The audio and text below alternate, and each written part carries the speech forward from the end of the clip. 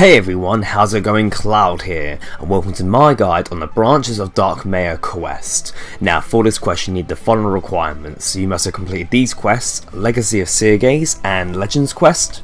And you're also going to need the following skill requirements. None of the following can be boosted. So 76 Woodcutting, 70 Fletching, 70 Magic, 67 Slayer, 64 Crafting, 63 Farming, 63 Agility, and recommended 70 Attack and Ranged.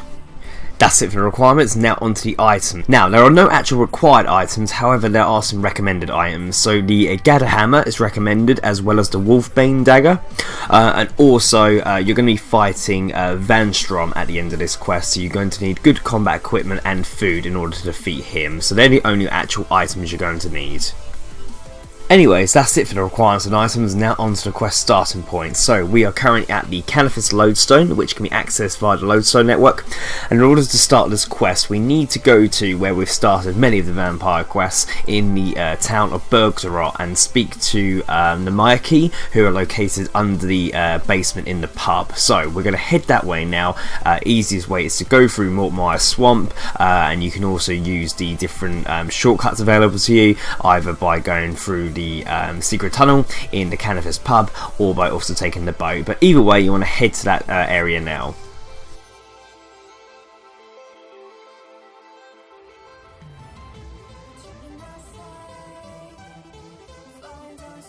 So once you arrive in Bergdorot, you want to go into the basement and speak to Veliath Hertz.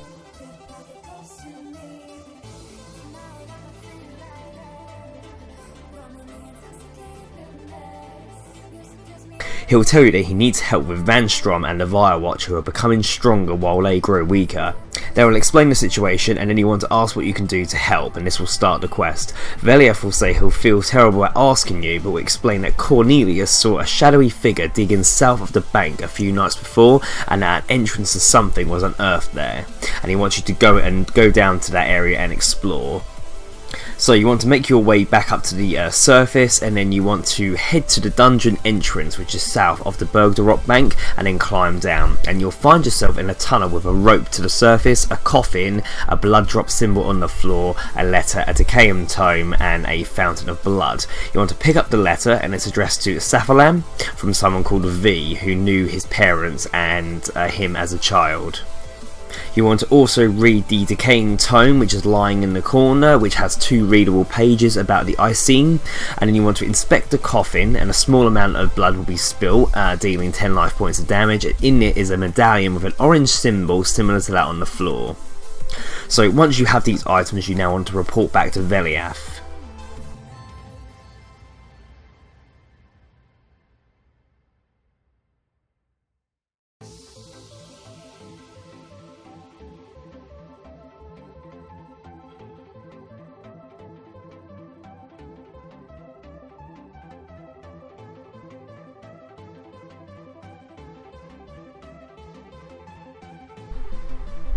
So, if you mention the medallion, he'll tell you that it is a symbol of Draken and vampiric origin, and he'll doubt that it was placed by Vanstrom as it's old and dusty. He refuses to take it from you, calling it evil.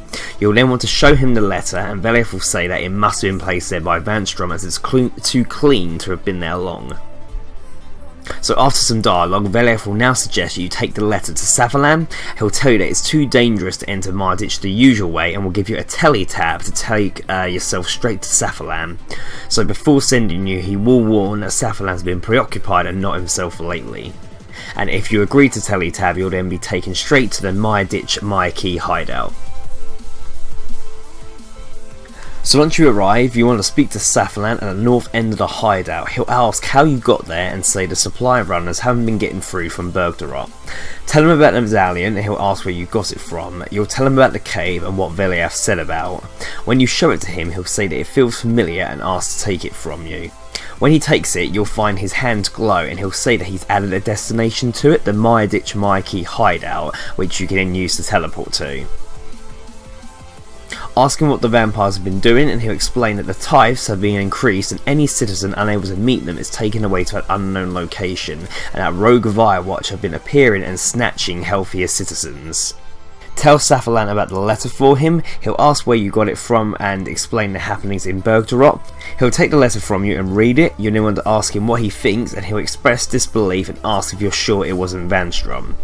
Go through all the dialogue options, and Safalan will explain he doesn't remember much about his past, including being young or how old he is. He also has been having visions, and he feels there is some greater power in him ready to be released.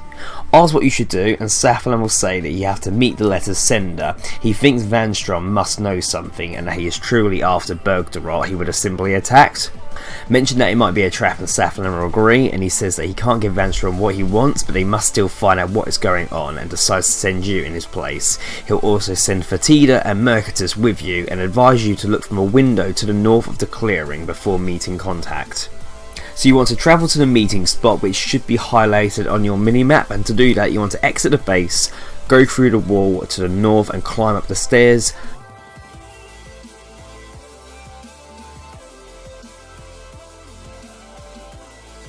Jump the floorboards to the west and go down the ladder. Open the door, exit and go west a bit, then south at a barricade. Enter the building and open the door with the room with the portrait and climb up the ladder. At this point you'll run into two of the rogue Firewatch that Safalan told you about. The first wants to take more than a tithe from you, but the second tells it to wait and says you're the one. The other agrees, calling you fresh and full of blood, and says you'll have a worse time with her.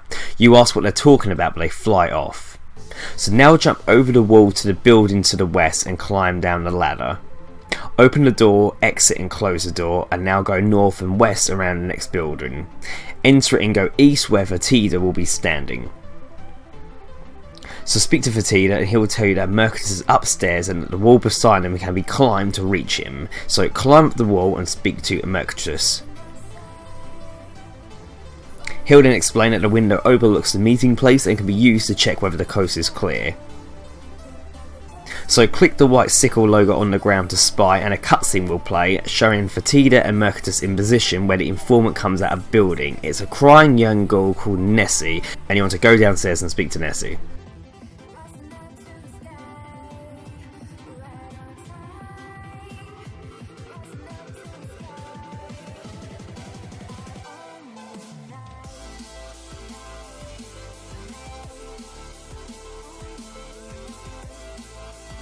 Nessie says she saw you in the window and asked why it took you so long to come down, claiming the Firewatch could have got her. She claims she knows your name because you're the great hero of the Myki. When asked, she'll explain that she's lost and a scary vampire Vanstrom told her to stay there. You'll say he's the worst vampire beside Draken, but she laughs and says that his power is nothing compared to hers, and then transforms into Vansekula Draken. Vertito will yell for you to attack, do so, and she'll counter with what looks like a ring of smoke that throws you backwards and teleports your Myki companions away. You'll then have an option to talk to Vansekula, and she'll tell you to calm down and she's not there to fight and that you wouldn't be a challenge anyway. When questioned, she'll say she's there to help. She planted the letter in Bergdorop and she knows about Saflan, but says any information about him is between them alone. Vansekula knows about the Myki's dream of defeating Draken and freeing Myditch. She sees no reason why that shouldn't happen, but thinks the Myki aren't doing a good job by themselves. She'll also say you should trust her because she hasn't killed you yet, and because she has claimed you as her personal blood tithe, none of the Firewatch will tithe you as you travel through Myditch. She'll also tell you about the vampire city Darkmeyer, where your greatest weapon lies, and will tell you about the Blisterwood tree, the mere touch of which harms vampires, which could make a weapon more potent than Ivan's flail. She will then give you a written offer for you to give to Safalan. So you now want to use your medallion to teleport to the Myditch hideout with the letter that Vansekula gave you and take it to Safalan, who will be worried about you. He'll be excited over the contents of the letter. Vansekula knows about his past, a thing which has always been a mystery to him. He'll also tell you to do as Vansekula has suggested and tells you to speak to Vertida for advice, as he'll be busy pondering on the letter. Speak to Fatida. He is wary about trusting both Vansekula and Safalan, as he hasn't been himself lately.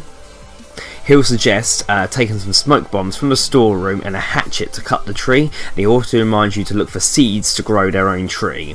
You want to take the 30 smoke bombs that are from a crate west of the exit ladder, and then when you're ready you're going to need to make your way to the drainage gate that leads to Darkmeyer. Now the fastest and easiest way to reach there is to use the medallion to teleport to the Morytania laboratory. From there, go up the stairs and through the slash tapestry and out of the building, and from here run southwest along the diamond building and run north until you reach the drainage gate.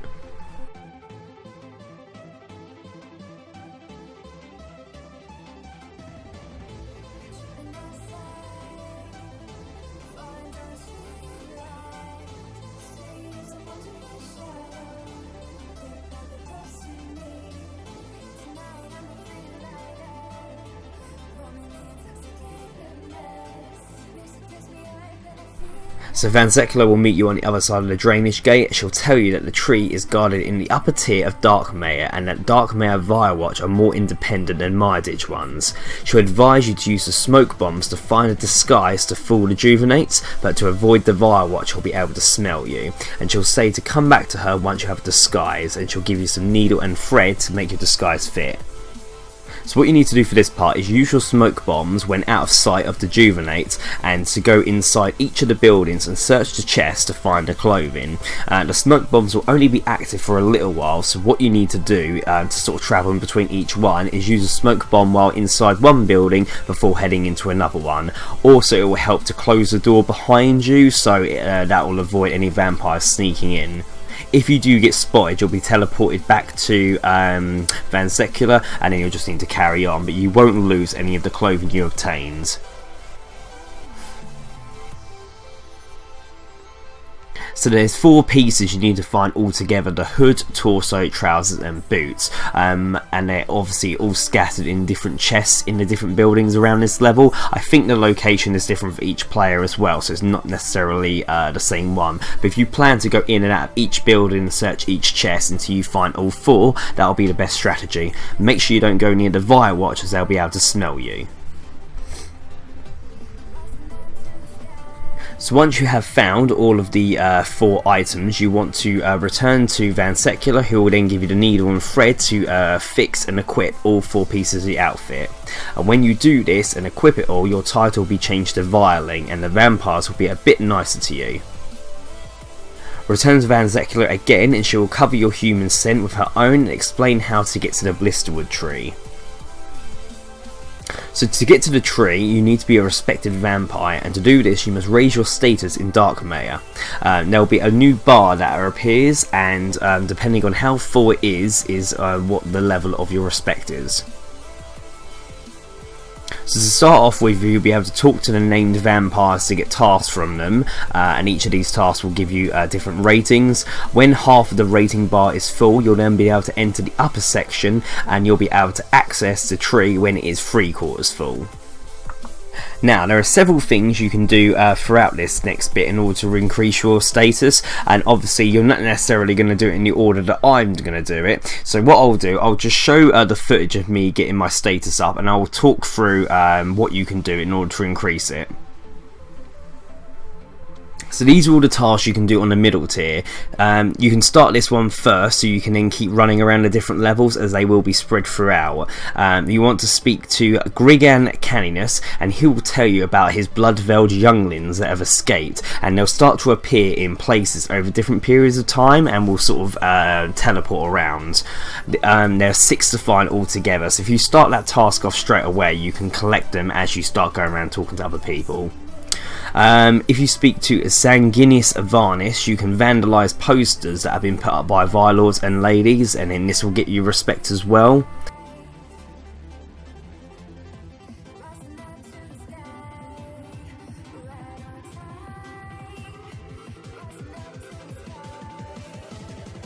You can terrorise Maria Gadderhammer, who is in the little jail cell, but you don't want to terrorise her too much if you plan to free her later. If you talk to Maria while wielding the Gadderhammer, you'll achieve more blood than you would for talking to her without it, so that's what one of the recommended items was. You can also use Angry, Laugh, Stomp or Trick emotes a few times next to Maria to also get other blood from her as well and respect. You can talk to a Valentina Cost, who will give you a vial of blood to drink. You can then select any of the options. Drinking the blood will damage you for half your health, and then you'll gain reputation.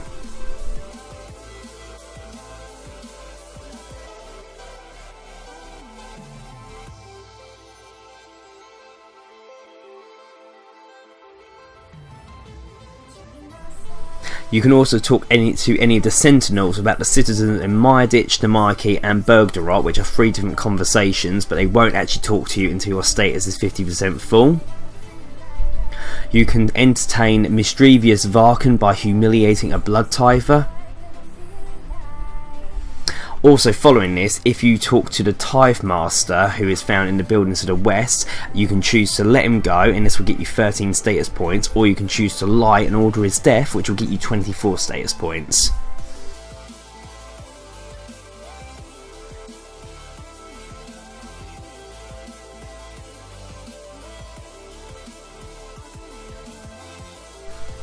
You can speak to Vanstrom to pledge allegiance to Draken family.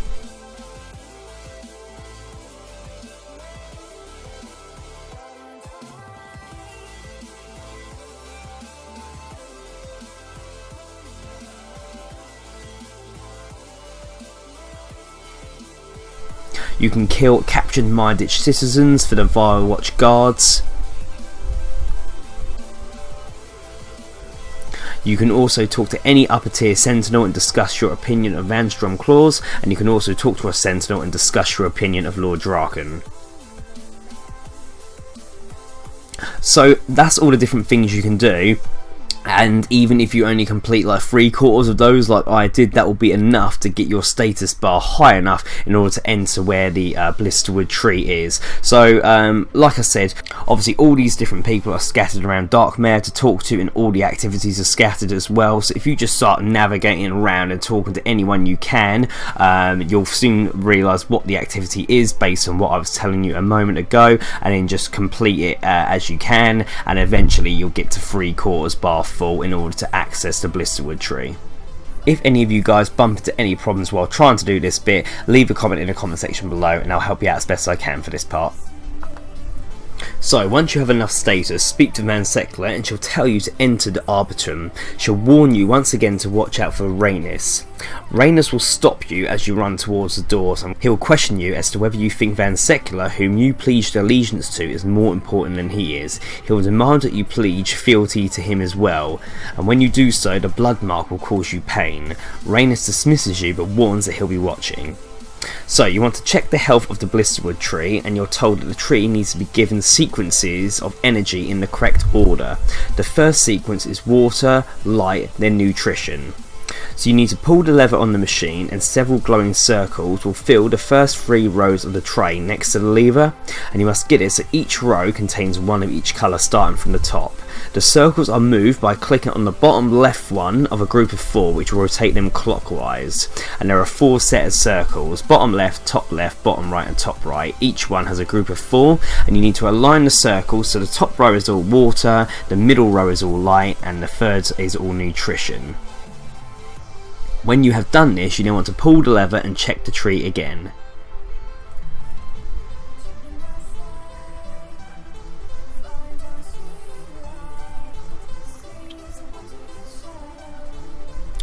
This time the tree will need nutrition, water, light, nutrition. So like you did last time, pull the lever again to get more circles, and which are moved in the same manner as before, and you want to align all the spheres so that you have top line nutrition, the second line water, the third line light, and the fourth one nutrition.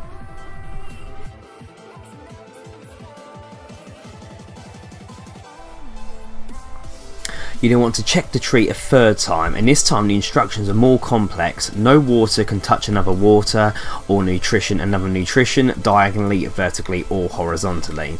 So what you want to do for the solution for this time is, for the top row you want to have nutrition, water, nutrition, water, so they're all separated from each other. The second row you want all as light. The third one you want as water, nutrition, water, nutrition, and then the fourth one all as light as well.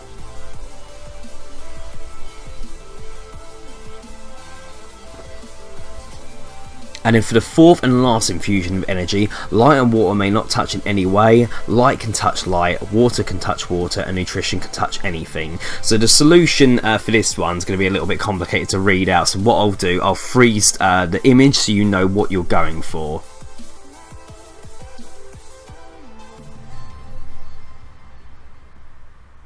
And basically keep rotating the spheres until you get the correct solution like I have here.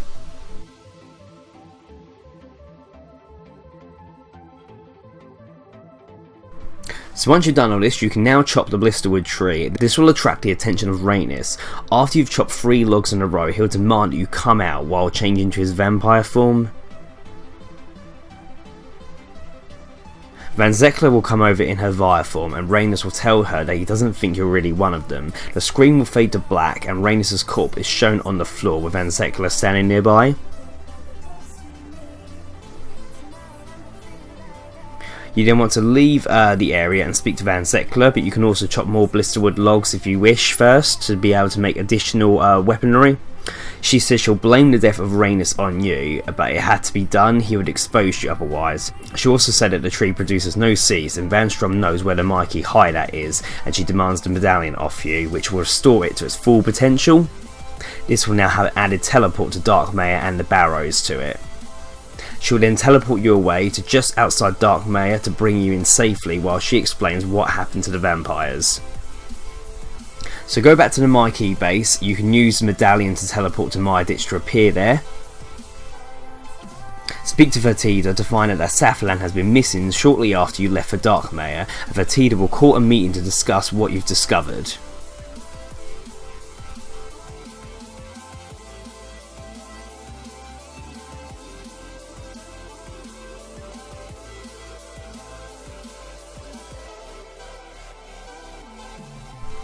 After the dialogue, speak to Fertitta to learn how to make Blisterwood weapons. He advised you to make one for each combat style and to get 2 silver sickles from Kale. So you then want to turn the Blisterwood logs into the following weaponry: a Blisterwood pole arm, a staff and some stakes. You need to make sure you've made all 3 weapons, otherwise you won't be able to enter the final boss room. You'll also be given a bottle of holy water, which he says will be of use against the vampire's mist form and the blood-felled minions Vanstrom is known to use. So when ready, teleport back to Darkmeyer and then go into the bank with the Darkmeyer treasury bank chest to make sure you've got all the equipment, weapons and armour you're going to need. And make sure you've obviously got plenty of food and some potions if you can use that too.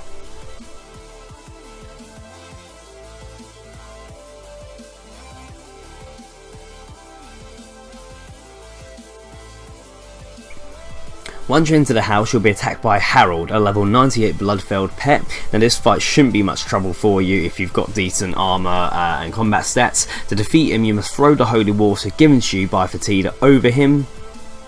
And it's advisable to use a better weapon than your Blisterwood weapons to be able to defeat Harold first, because you can always go back and get more supplies. So once you've killed Harold, go through the metal door at the other end of the entrance hall and Vanstrom will be waiting. He'll tell you that he wants to kill Saffron as he is half Icene with considerable powers, and thanks you for your previous events such as bringing him to the Mikey hideout and rebuilding Bergdorf. He'll then attack you and you'll want to make sure that you've got your Blisterwood weaponry ready and obviously ready for the actual fight, where there'll be different moves that he does. So after the dialogue, Vanstrom will attack you in his human form. You want to attack with your chosen weapon, but it will be preferred to be the Blisterwood pole arm as that will do more damage, and after a few hits he'll then transform into his vampiric form and become much more powerful. So Vanstrom mostly attacks with magic and melee style attacks, but he also has a number of special attacks which he'll commonly use against you, and protection prayers have no effect against these attacks. So if he says stare into the darkness, Vanstrom will move to the centre of the room and say that phrase. You should do the exact opposite and run to a wall facing away from Vanstrom, or you'll be hit up to 4,000 damage. The damage is reduced if faced the opposite direction and running. You must also turn the camera to face away from him. One way to handle this special move is fighting him near the centre of the room if you're obviously using melee with your back facing the door where you entered from. As soon as he says his special, run to the door, and when you stop, heal and wait, and that will then hopefully avoid most of the damage. So another special move is if he appears in the middle and yells let the blood consume you, you want to run away from the spot you're standing on or be hit for high damage. If you manage to lure Vanstrom to this spot, he will take the damage that he would have inflicted. Vanstrom will always follow up with a melee attack. His other move, if he goes into the centre room and says "Come fiends and aid your master," he'll summon 2 small blood-veiled leeches who will heal him if not killed quickly. They're relatively weak and have only 1500 life points, so you want to try and take them out pretty quick. Multiple hitting abilities will come in handy here, like Quake or Hurricane.